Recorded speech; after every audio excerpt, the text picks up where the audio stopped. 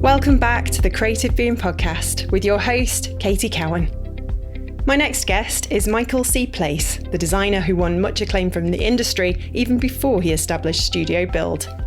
He initially made a name for himself at the Designers Republic, the studio behind cult video game Wipeout, an iconic work for Warp Records, Aphex Twin and Pop Bleat itself. After 9 years at the Sheffield studio and a nasty dose of burnout, he took a year off to travel the world with his wife Nikki. When they returned, they launched Build in London, picking up clients such as Google and Nike. A few years ago, they left the capital and returned north to Leeds, where Build is now based. I popped over the Pennines from Manchester to have a chat with Michael about those TDR days, the design industry in general, and why moving out of London has been the best decision they ever made.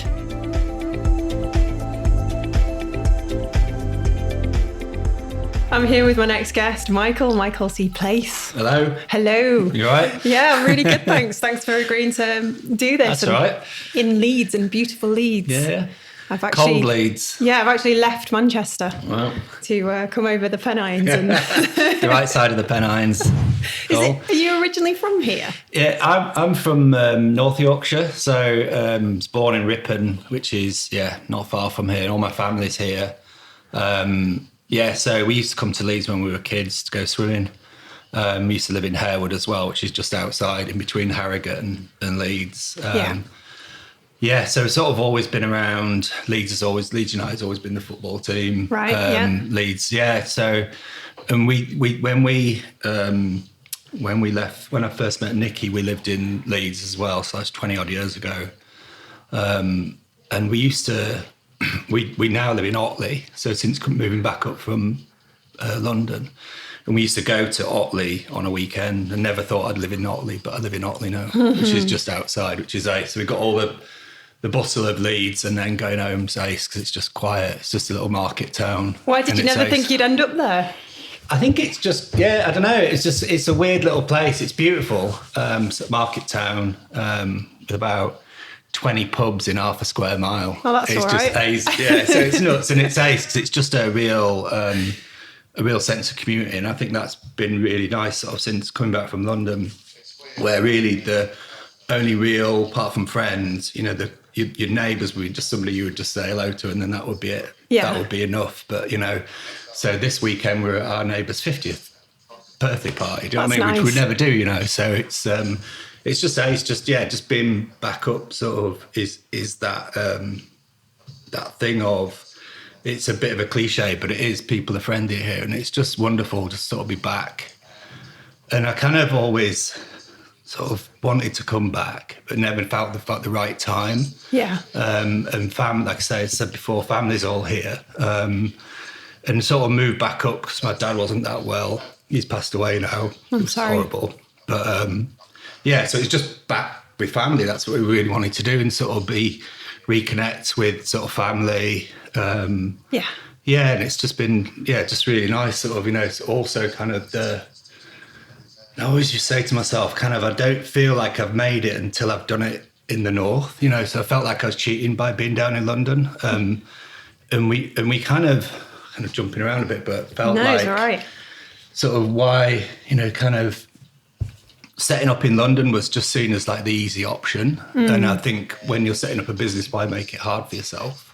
Yeah. So this was, so what were we saying? 2001, so 19 years ago. So the North was very different, even though I, talked to people who have studios who've never been anywhere else apart from North. I really admire that sort of, this people who kind of, not necessarily, it's not about sticking to where you're from, but I just really admire people, that have just stayed and just made something of it, and done really well. And sort of since moving back up, I think it's just genuinely really exciting. I think the North has got so much potential and possibility, and I find that really, really exciting. And kind of felt a little bit that London's kind of has always been seen as the capital of design. It probably always will be. Yeah. But sort of coming back up and seeing how amazing Manchester is, and Nikki used to live in Liverpool, so we used to go out in Liverpool a lot. And seeing amazing stuff happening there, and Newcastle, and now Scotland, really, booming, Sure. in terms of design and, culture and, arts and design. And, it's just, genuinely, I really do find it's just really exciting to be here. And the potential I think is massive. And it feels like for me that the sort of north is really going to rise. And I think, there's good opportunity here, I think. Find it really amazing. Yeah, I do as well. I'm a northerner, and I never actually went to London. The opportunity never really arose, and I kind of stayed up this way. I was in Birmingham for a while, but I've always kind of stayed around the northwest. Yeah. And I read this article in The Guardian probably in January, and it was saying that more people were moving to the north than ever. I mean, compared to 20 years ago. Yeah. But 20 years ago, Manchester, as an example, was just a completely different city. Definitely, yeah. I mean, we're really good friends with Adrian Shaughnessy, who runs Unit Editions. Yeah. And we've worked together on quite a few things. And I remember he was a bit of a confidant, kind of remember meeting him with Nikki and sort of saying, I'm thinking about moving back up. What do you reckon? Is that just crazy? And he's sort of saying, probably not, sort of if you'd have said 10 years ago, this was pre us, we've been back up 4 years, I think now. Yeah. He said, if you'd have done that 10 years ago, he would have been, I would have said you're crazy. But he's just really, he just said, I'd just go for it. And then also we were doing a talk at Design Manchester, I think. So I came up, and I know Craig Oldham, which I think he's done one of these. He has just last week, yeah. Yeah, Ace, Craig's legend. And I remember we went for a pie afterwards, and I remember telling him then, just sort of saying, I'm thinking about coming back. What do you think?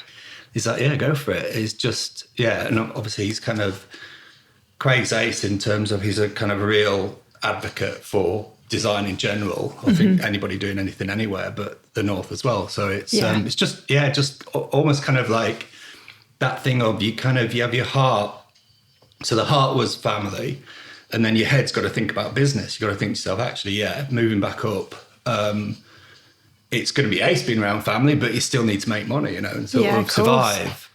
It's just been, it was really good bits of advice that sort of led us to moving back up. And I think it's probably the best decision we made for a very long time. It's just wonderful. Yeah, I just love it up here. It's just so good. That's great. You've got to be happy. You've got to be a happy person to be great in your work. I think it's important to get the balance right. Yeah, absolutely. We're still trying to, and also kind of, moving back up has been about trying to get a bit more of that balance. And I think that's more to do with the fact that when we lived in London with Walthamstow, so it's right on the outskirts of London, so we could get out into the countryside, so Epping Forest and Essex, basically. Beautiful.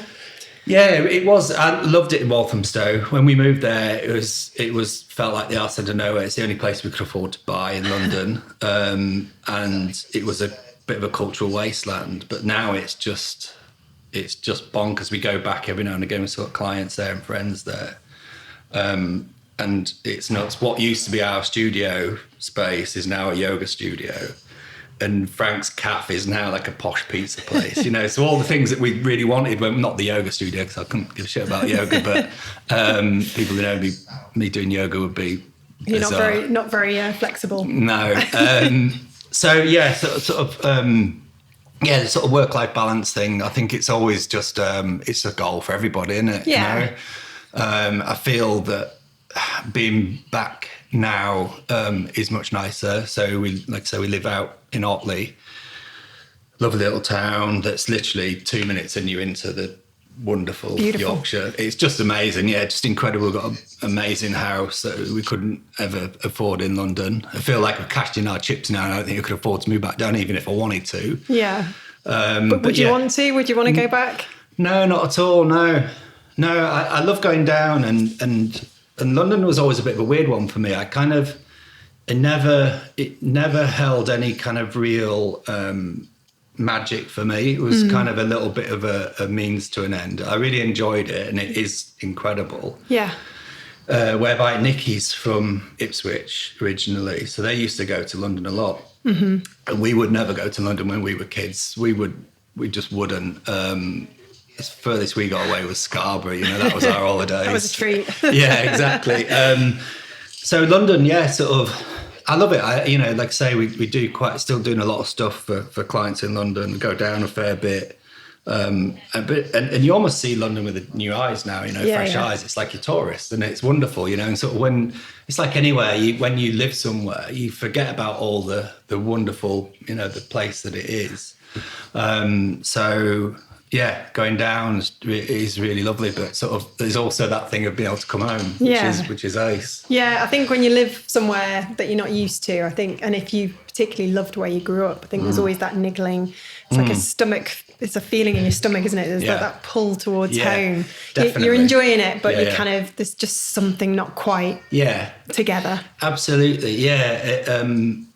We thought before we moved up 4 years ago, we've probably been thinking about it for probably like 10 years. Yeah. And sort of bringing up the nerve to actually do it. Yeah. There's the fear, isn't there?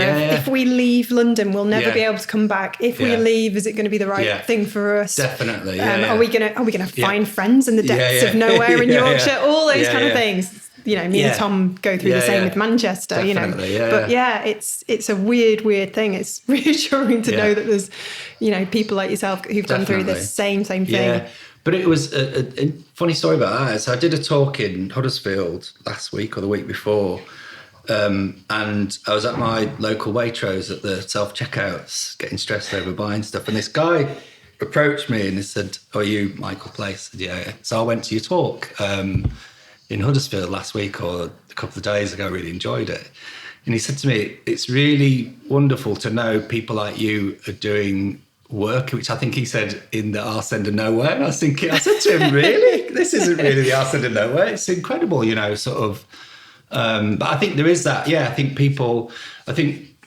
that the North doesn't really shout enough about the design and what people are doing. And I think people are very used to doing that in London because you're fighting for a lot of the times. It's really interesting when we were down there. I try not to hang around with other designers because I find it just it's not what I really want to do. That's not really what a room full of graphic designers, to me, is probably the worst thing ever. But I used to know quite a few big studio people and chatting and just being kind of that London sort of scene.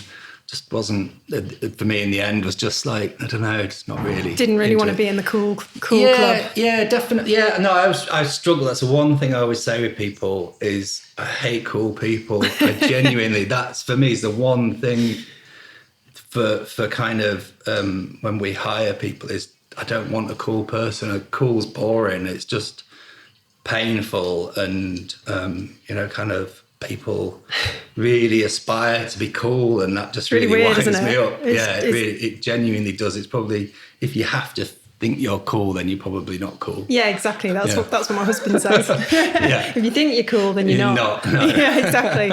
Yeah, there is that kind of crowd in the design community, isn't there? It's always being kind of a little bit pretentious. Yeah. Dare I say it? Yeah. So I've always kind of thought, do I need to be cooler? It's ridiculous, isn't it? No, Craig Alden was talking about this the other day. He was saying when he went down to Falmouth University in his grey tracksuit, like in football, he was just surrounded by these cool kids that had come from bohemian cities like Bristol, and he was like, he was on the phone to his mum saying, "Mum, I need to buy some more black t-shirts." And his mum was like, what do you want to do that for? So I'm glad he's sort of learned that lesson young and gone, I don't need to be like them. No, I can just be myself. You want to employ characters. Yeah, definitely. Yeah. I think that's also kind of what I think in some ways kind of missing in design. I kind of, like recently Vaughan Oliver died. He was like a massive, I was huge into him when I was at college, Newcastle College, just through buying 4AD records and just being 4AD records. Yeah. And to a little tiny bit, same with Factory and Savile. But for me, kind of more, and I was into Malcolm Garrett as well. And sort of just being, but it's all music, that's really what I didn't know that's what I wanted to do. But that's kind of realised that throughout life, doing the talk in Huddersfield was about beginnings, and I found that really wonderful. Just talking about how kind of music's been with me, and just when you're putting talks together, you realise, oh shit, that's why it's this thread that's followed me all the way through life and sort of got me into this thing called graphic design. And why I'm sat here now talking to you is music, basically. From being a kid, being really into heavy metal, so like Iron Maiden, AC/DC, all that stuff was brilliant. And was the kind of things that I would listen to. What was your hair like back then? It was long. I was super blonde. I was almost white hair, long, and bleached jeans and docks and nice denim jackets and all that, bullet belts, Very all that cool. wonderful stuff. Yes, I do remember those. Going to the youth club and headbanging, to that stuff. But then sort of, kind of been at school and sort of not, I was kind of really, I would say, average at school. Definitely, where some people kind of school is their golden years. It just wasn't. I just couldn't wait to get out, to be honest. I didn't know what I was going to do. But kind of I was all right at art, loved technical drawing, and just sort of, just I remember my school teacher saying, have you heard of graphic design? And that was like the first time that I'd heard of graphic design, even though I'd had all these record sleeves that, the AC/DC that I used to copy the logos, and I think that was my first introduction to graphic design, but I didn't know it was called graphic design, or even there's this thing that people get paid to do this. Back then they were called commercial artists, right? Which I think is a really nice term, commercial artists. It kind of feels a bit more like that than graphic design or graphic designers, but yeah, it does. I kind of go off on a bit of a tangent, but I always kind of feel that, kind of commercial art. So I think sort of my earlier stuff and sort of also the DR stuff and the Trevor Jackson stuff kind of is almost, it's not art, but it's commercial, it's like that. I always think commercial art feels really right. It feels genuinely right. Graphic design feels a bit poncy. And there's a lot of poncy people in graphic design, let's face it. There are. Sort of music's just always, but then going back to characters, that's the thread. I always just think there's so many amazing characters, and Vaughan Oliver was a character. His work was incredible, but he was a real character. The stories of him, kind of that I've heard were just bonkers. That kind of real, generous soul, wasn't he? Yeah, but also kind of like it was a bit more rock and roll. Design was a bit more rock and roll, and I think design is been homogenized to a large degree. Kind of I don't know. I think it's harder to be different now. It's interesting, sort of talking to somebody the other day about kind of my kind of history was pre-computer, so learning on pre-internet, so all the reference material was quite hard fought and won by books, and rather than just going on Google and finding everything, and I love the internet. You could argue it was more creative. Definitely, yeah. I think it was a lot harder to be different, and a lot harder to find obscure references. And you probably had to fight a bit harder for it, work a bit harder for it. So I think that, there was people just doing wonderful stuff, like Vaughan, and also, things like, I remember when the Joy Division compilation came out, Substance, and it had the Wim Crowell type on it. And I didn't know that was, I just thought he'd drawn it, Savile had drawn it, and then Ian gave us we'd worked a weekend at DR, and as a thank you, he got us the Modo Mondial book, which is like the crown jewel now of people's collections, goes for like 500 quid. Gosh. And he gave us that, and it was in there. I remember thinking, all right, fucking hell. Oh, he didn't draw it. It's one of that. So it's those really interesting reference points that I find really fascinating. And sort of, I think sort of then, so then going through college and university and sort of, so I did a foundation in Scarborough, the Riviera of the North. Beautiful place. Because I just didn't know what I wanted to do back then. My dad was a pig farm, and my mum's a nurse, so we've got no history of any art in our family whatsoever. I've got 3 older sisters. I'm the youngest. That's it. So I've got 3 older sisters, and my sisters were into. Carol did fashion for a while. So I kind of, I think, just was influenced by her, and then she was into really cool music, so I got into really cool music. Oh, those bigger sisters are always cool. They're ace, aren't they? Yeah. So that's Carol, by the way. Carol, if you ever listen to this. Carol. So then just going through foundation, then realising that graphic design was something that was one strain. Yeah. We did like fashion as well. Fashion, I can't remember what the other things were within it, but it was just a year. You could have been a fashion designer. I know, that would have been amazing, wouldn't it? Yeah. No, definitely not. But then, then I went on to York and did a HND in graphic design, to an OND in graphic design in York, and then HND in Newcastle. Right. Hated Newcastle. Not the place, but the course is just not for me. It's apparently really hard course to get into. So I was super excited to be there, but it just. Did you finish it?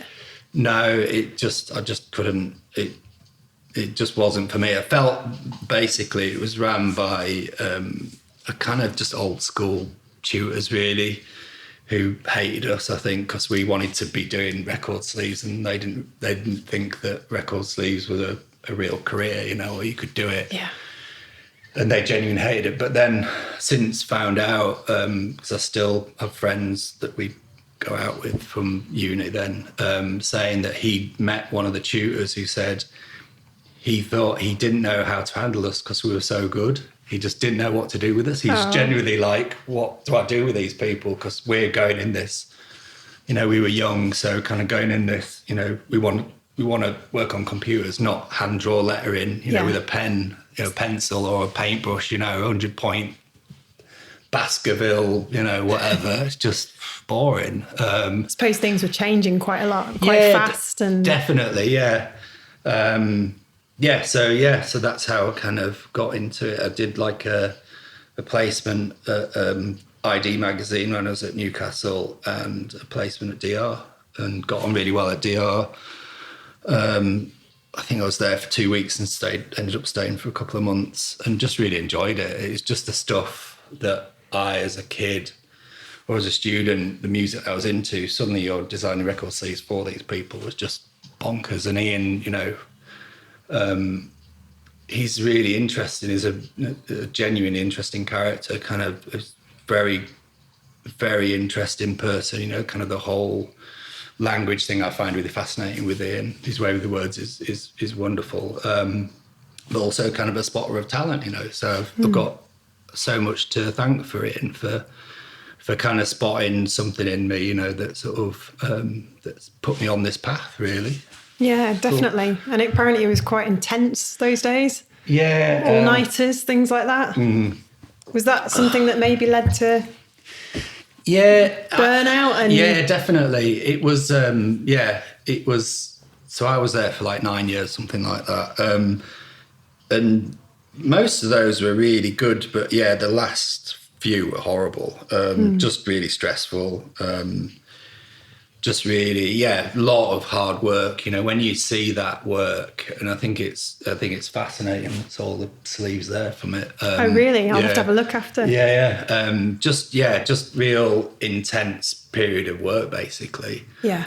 Doing a lot of weekends, a lot of all-nighters. Good grief. But working on really interesting stuff, so must have been an exciting time. Yeah, I think also it was a really amazing, very lucky to be at a point in music, so electronic music, which is what I'm massively into, was, with the whole Walk Records thing, was just this meeting of, people and minds, I guess. It's a cliche, but it was just working on things like LFO to Nightmares on Wax, all those two leads, amazing, kind of people. Definitely.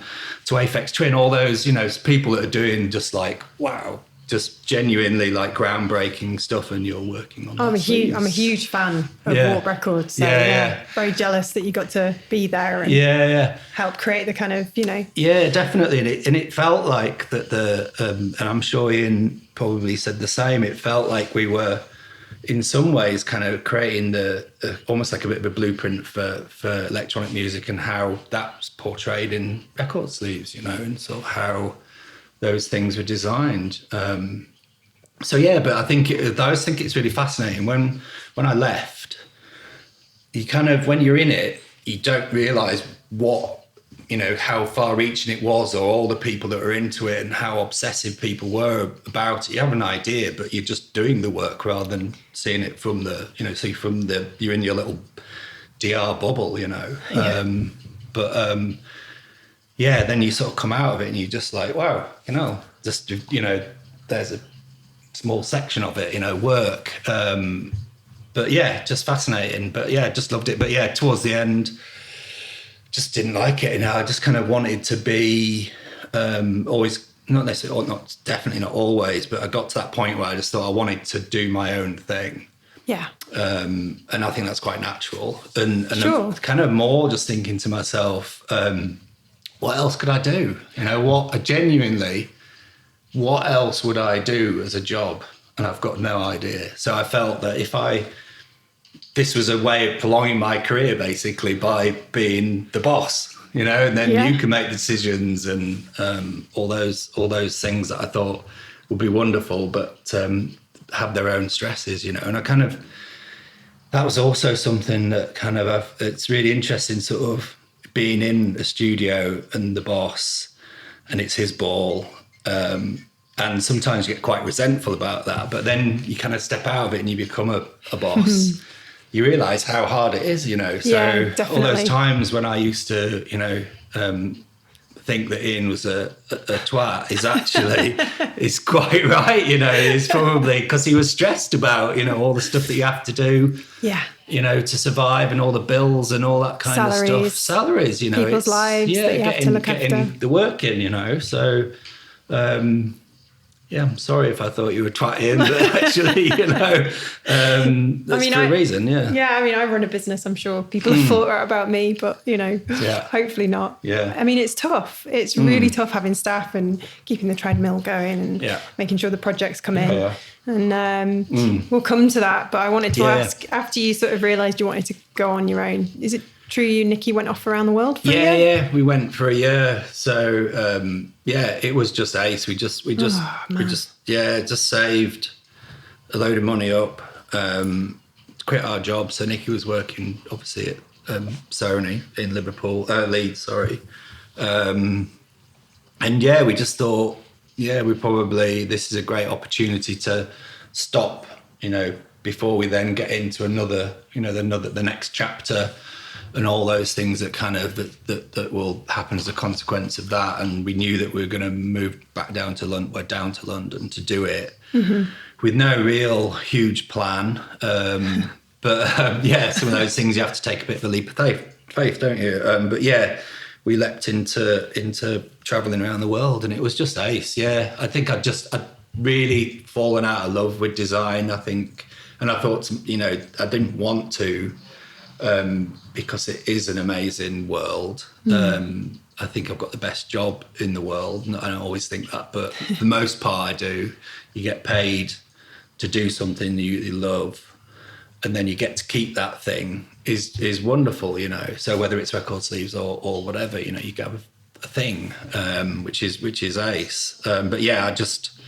Both of us needed to hit reset. Yeah, definitely. Yeah. So we landed in India and we were just there, just like, fucking hell, what do we do now? And we'd had all the route planned, and it was just ace. Yeah, just to sort of not look at a computer screen and not have all the stress and strain of. I always think creatives, this is what you get paid to do, so it's not anything new, but it's hard. This is it's a hard job. It's genuinely a hard job to be creative all the time, be expected to be creative all the time, and smile whilst you're doing it is hard, you know. So yeah, I think I got really stressed. I think my health was deteriorating a little bit, not to, kind of be crap about it. But yeah, I just thought, it's not cool anymore. And I wasn't enjoying it, and I'd always enjoyed it. So we just saved up and went off, and it was ace. Yeah, just traveling all around the world for a year. It was just wonderful. And I'd really recommend it if you can do it. Exactly. Do it whilst you get the opportunity. Whenever it comes up, because they don't come up that often, do they? Not at all. Yeah, kind of life, certain things of life gets in the way, doesn't it? And I think that for me has been a real. I think I've also, talking about earlier about coming back up for family was sort of, I think I'd sort of forgotten about all those things, and work was the focus, and probably didn't look around enough, and sort of see all the, I didn't see enough of my father, I didn't see enough of, my mum, and didn't go up enough, so, I was like 17, I was out the door, so, I kind of, that was, kind of a real coming back up was ace, just to be with family and, go to cricket with my dad and, stuff like that was just ace. But yeah, just the reset thing was just wonderful. It's just, and yeah, then coming back and just being shit scared, thinking, what do we do now? Well, starting a studio is not an easy thing, but you must have had some great contacts from those days at TDR. Yeah, well, it was weird. It was sort of, I was just really lucky in that. So when I left, Ian said that he'd buy me a computer, which was ace. So he did that. When I got back, he bought me a computer. Wow. Which was really lovely. And then, and then also kind of Nikki got a job back at Sony in London.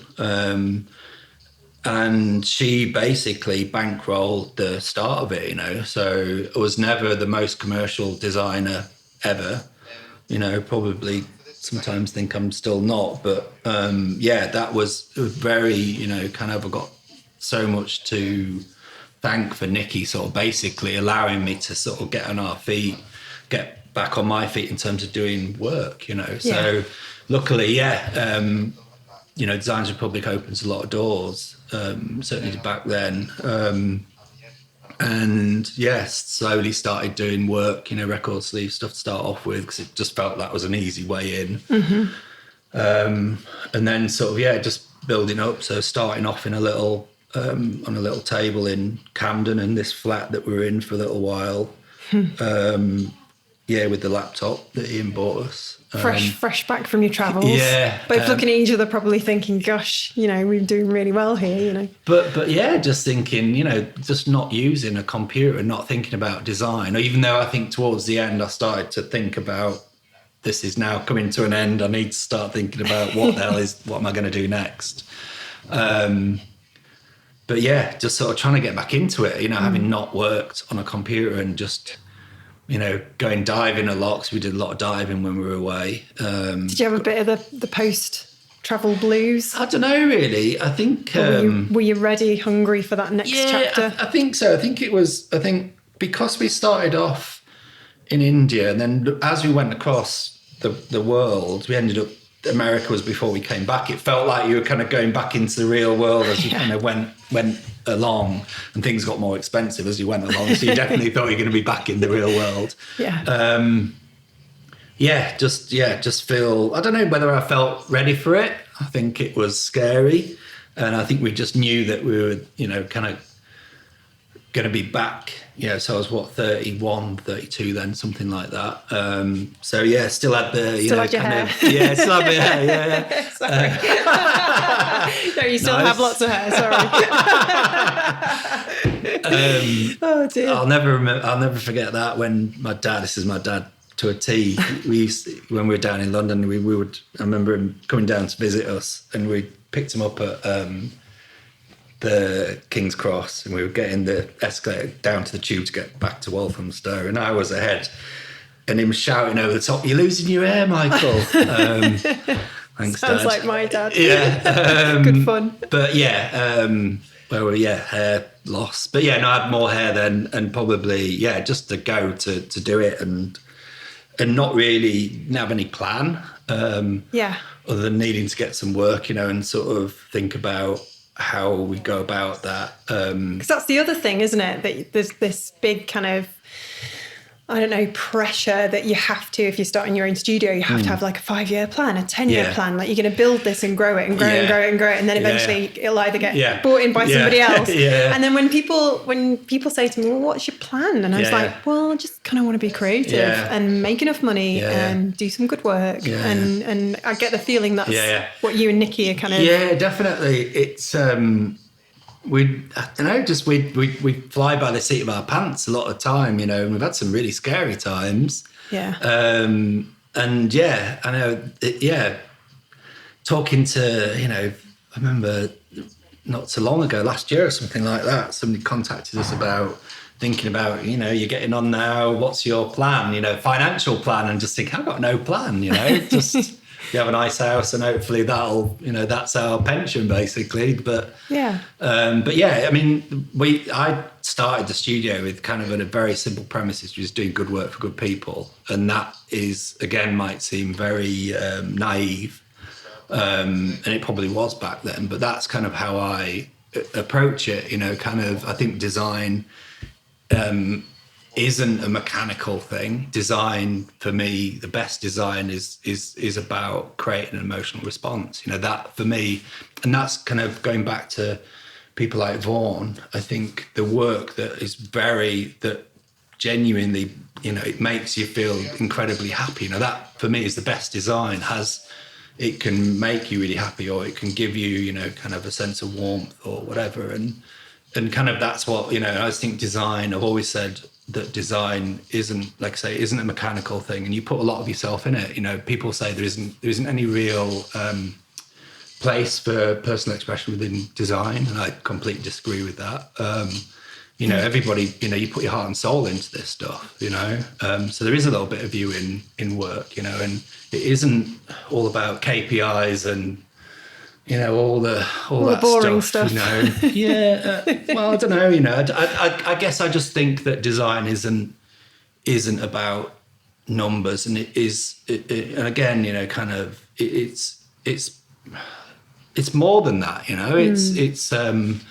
has to, appeal to so many people on so many levels, and you can't do that with a mechanical. There is no. Instruction manual for this stuff, No, it's what feels right. Yeah, definitely. Yeah. And kind of, I hate pretty graphic design, I think there's plenty of people that do that, and I hate pure graphic design. I'm not, and that definitely has come from working with Ian, sort of, I love the idea that everything is up for grabs. Literally, you can pull any reference or inspiration from anywhere. I'm not from that school of Massimo Vignelli, which is like you have 4 typefaces that you use. Everything's on a grid. It's just for me, it's far more joyous than that, and it is about pulling influence from everywhere and, kind of, and making your own rules. Yeah, definitely. Yeah, absolutely. Yeah. Yeah, definitely. I like that. I respect that. I think sometimes maybe social media has a part to play in it because everything's so online now, obviously, and it's been for a very long time. Yeah. But maybe part of the reason why there's this fear of experimenting and being more creative and sticking to these sort of rules that are set out, what have you, is because of the fear of retribution of oh gosh, that's not good, because it can be brutal on Twitter, for example. It's just not worth it. When that happens, I think people are just mean. Some people are just mean. People just like to either, it's what everybody has an opinion, and I just, anybody who's got any kind of, intelligence knows that, it's like when the big stuff comes out, say like the Olympics or whatever. Yes. And people slag it off immediately. You just go, well, okay, so you've not sat through probably 100 meetings to get to that point. Yeah. So your reference is the end the end kind of what you see. It's just and that jealousy. is just one tiny % of the whole process, and that's something that I genuinely I just really enjoy the whole process. Yeah. You know, sort of talking to people. I love talking to people, finding out what they really want, you know, and you know, doing your thing. You know, it's through interrogation and strategy and sort of, you know, and thinking about a problem. And just the whole kind of comments thing is just, it's also depressing. It is. I think people just need to shut up sometimes, you know. Well, it could just be a bit of jealousy, I think, and a kind of lack of understanding of how I guess it works. a lot of people say that. I don't know whether that's true or not. You know, it could be. You know, it's easy just to bum somebody out in it by, you know. It's the call-out culture, isn't it? Yeah, definitely. I don't like that. When I see it happening, I'm like, for goodness sake, be positive. Yeah, be nice. And it's easy, you know, it's easy to be negative. It really is. But it's hard for somebody it's a lot harder for somebody getting off their arse and, you know, kind of doing this work, running a studio, you know, kind of just going, actually, I'm going to stop this job now, being employed. I'm going to, you know, it's hard enough out, you know, this industry is hard enough without twats doing stuff like that, you know. And I sometimes think, you know, where's the kind of generosity in design? I think graphic designs, it's weird. It's so, I just think an example is, so I've judged D&AD quite a few times now, 5-6 times.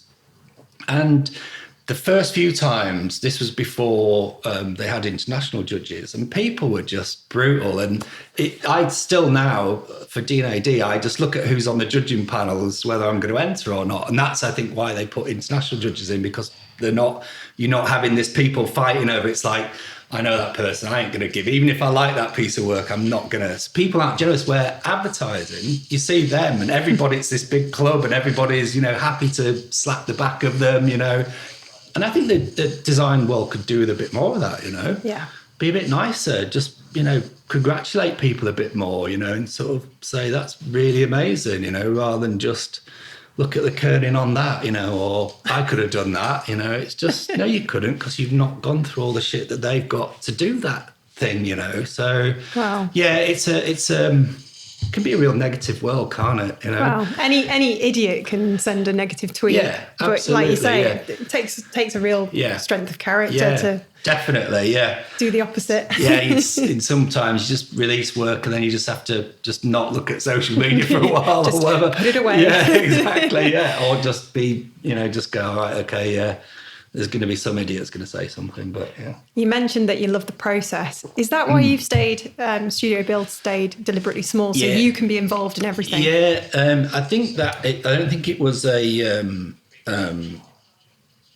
actual, that's just the way, I'm trying to the right word. But like a conscious decision to stay small? Yes, conscious decision to stay small, yeah. It's something that I'm designer, creative director. So a lot of creative directors just direct, you know, and they don't actually do the work. Tell people how to do it. I couldn't do that. Yeah. I have to do it. I have to get my hands dirty. I have to be on the coal face, you know. I don't want to be in the boardroom. It's just boring, you know. I think, and also kind of, I think it's genuinely been fascinating seeing smaller studios doing really good work historically wouldn't get a look in for bigger projects because, you know, quite rightly so, a lot of clients will see a small studio and go, can they deliver? Are they going to be around, you know, to deliver, you know? So, but it's been really interesting over the last certainly 10 years how smaller studios are getting bigger work. And I think that's down to, you know, kind of small studios that have people that are doing the work, you know. So, and I think that sort of big agency world of account directors and, you know, all this stuff that, you know, it goes through 4 people before it gets given to a designer. And that's just not how I want to work. And that's not how we do the studio. Everybody, you know, I kind of really foster a sense of autonomy. I want people to run as quickly as possible, you know. So sometimes throw them in at the deep end. But yeah, that is just one of those things, we always say to clients, kind of, you will get to talk to the person who's doing the work. And that might be me most of the time, or it's Ellie or Nicole or whatever, these are the people that are doing it. They'll have the reason why they're doing it and the understanding of it, so why take that away from somebody? It's crazy. But yeah, always, I just never wanted to be big at all. I've seen, again, studios that have gone really big quite quickly, and the stress of it, I just couldn't do it, I just don't see the point in it, we do really well, we kind of, a lot of people will all, pretty much every time will go, what, there's only 5 of you? That's crazy. Yeah. Genuinely think we've got 20 people. So we've always had quite a big prolific output, sort of, but that's just a lot of hard work again, sort of, but also I got to a stage where I realized that I needed help and I couldn't do everything myself. So hiring people to help, and sort of finding the right people. And we've got a really good team here, historically we've had a good team. They're all lovely as well. Yeah, definitely. It's important, isn't it? It really is. You want to surround yourself with, sorry, Ellie and Nicole. Non-cool. Yeah, definitely. But lovely people. Yeah, definitely. It's important, kind of when we did a hire recently, it was, kind of, the work's got to be amazing, but also that person, kind of, it's not about the fit, but am I going to be able to get on with that person in a small space when things can get quite stressful? You're like a little family, aren't you? You can't just invite anyone in. You've got it's got to be the right fit, personality-wise. And and that comes back down to that thing of the sort of no cool kids. It's just hard work. I don't want this job's hard enough without managing somebody who tries to be cool. Just trying to find people that also kind of who can explain themselves and the social skills to talk to a client coherently and explain why they're doing things is important. Gosh, communication skills are so important. Yeah, and it's surprising because I was running an agency for a while. It's surprising how many job interviews I did with people that just weren't capable of just very basic. It's been fascinating, sort of, since we moved back up. I've been trying to do a bit more with the unis here. So I did quite a bit of stuff with Leeds Beckett, which was great, and a couple of things with the Arts University. And then we had a couple of students come around from the Arts University a couple of weeks ago, a couple of girls, really good, but they can talk about their work, where we've had other people where it's just painful. And you just go, how are you going to come out? And if you can't explain to me why you've done something, that there's something wrong. And I think that gets me on a whole nother level of ranting with design education. I just think it's shocking. I think not preparing them for the kind of absolutely agency world. Definitely, and that's the responsibility of the universities, and course leaders. And do you think they're wrapped up in cotton wool a bit too much these days? I think people get far too long to do projects, I wish I had 2 months to do, oh my something. Goodness, yeah. But that's not always the case. But I think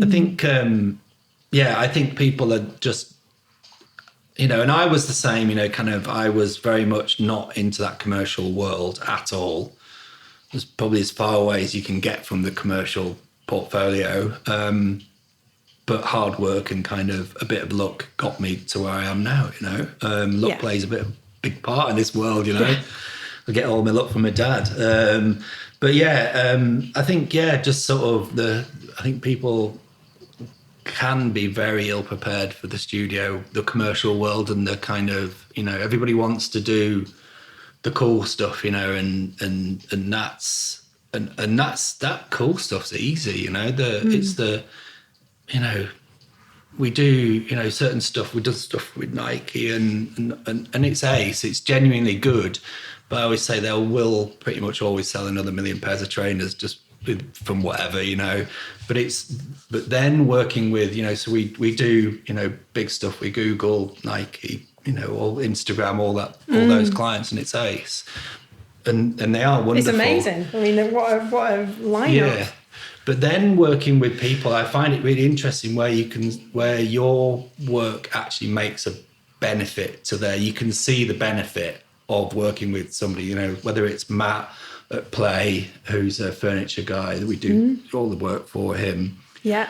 To the Stowe brothers in Walthamstow, estate agents, who, when we worked with them, remember when they first rang up, we were like, estate agents, I'm going to work with an estate agent. And they're just like, they're going to take the piss and it's just going to be rubbish, whether it's even real. But, you know, 4 or 5 years later, they've been voted the best estate agent in the UK. So you could see that kind of, and I know that's slightly different selling houses. I'm not saying that it's easy because it isn't. But, you know, like Matt, the furniture guy, seeing his business flourish, and I'm not just saying that's hard work from him as well, but seeing how good design can help. And he said, you know, kind of his confidence levels, things like that, you know, really, it does make a real difference. It makes a massive difference. Yeah. Like if you've got a brand that's behind you and you're a small business owner and you're proud of it and you're not ashamed to put yourself out there in the world. Yeah, definitely. It's important. And I find that those projects really, really lovely. You know, you have to balance them with the higher paid stuff that might not see I mean, it's always really interesting, but we don't take stuff on we're not into. I suppose the smaller stuff has a slightly more organic process, whereas the bigger stuff is very kind of, right, this is what we want, here's the structure. Yeah, exactly. And so it kind of sucks the joy out of it a little bit. But you kind of have to do them because obviously for obvious reasons. Exactly. But yeah, it's wonderful sort of working with people, you know, like I say, we have this real weird gamut of work, you know, from really big corporations to, you know, one-man bands, and I find that really, really interesting and sort of exciting. Just the idea that, you know, you can apply design is that people say problem solving. Of course it is, and I think you can apply yourself, you know, to a multiple, you know, every designer of their soul should be able to apply themselves to a problem and come up with something really that works. So yeah, I love the kind of spectrum of stuff that we do, and I always just like doing things I've not done before. I was just really, you know, like we did a thing for, never designed a flag before, but there was this exhibition, so you can design a flag, I'll design a flag. Or great. You know, it's ace, you know, stuff like that. It's just little personal things that really, really enjoy. And yeah, design, I've kind of